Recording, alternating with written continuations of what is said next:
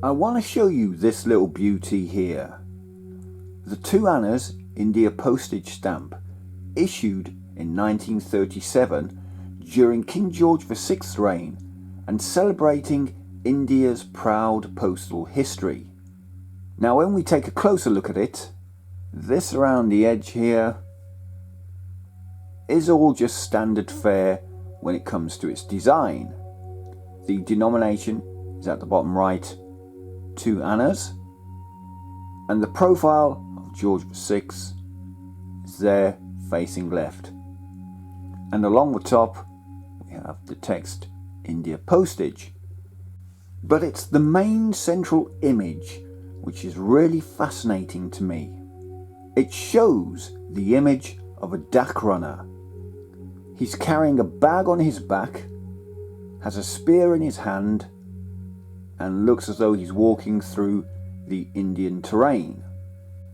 And then at the very bottom of the stamp here, we can see the text Dak Runner. So what were Dak runners? Well, they were the mail carriers in India's early postal history. Their journey would begin where roads ended. Their job was to carry and deliver the contents of a bag which contained either letters, money, or military orders across all kinds of terrain, through every type of weather, and all year round. To help them along their way, they carried a lantern for better visibility at night, and as previously mentioned, they also had a spear for protection which had bells tied to it to scare away any wild animals that they might encounter.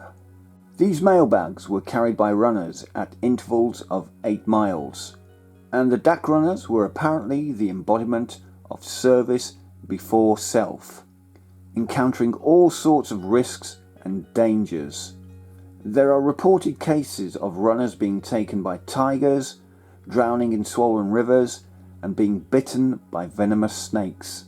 But it seems the most dangerous encounters of all were with highway robbers and bandits. Between 1921 and 1923, there were 57 cases in which the mail was stolen, resulting sadly in the loss of life for 7 of the runners. Nowadays, there are very few of these Dak runners left to carry the India Post. The ones that do remain are now called MCs, which stands for mail carriers, and they provide a valuable service to the people of remote villages and tribes that are dependent on letters which entitle them to various government welfare schemes.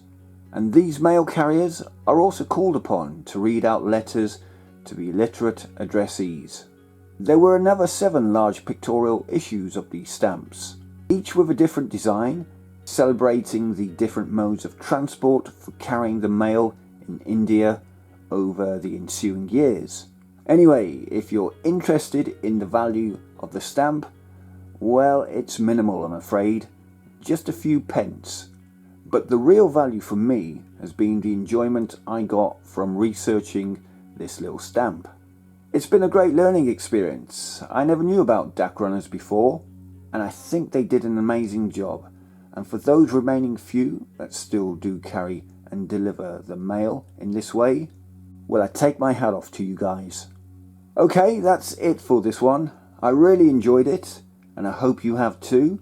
If you haven't already, then please subscribe to the channel for more content like this. Hit the like button and notification bell.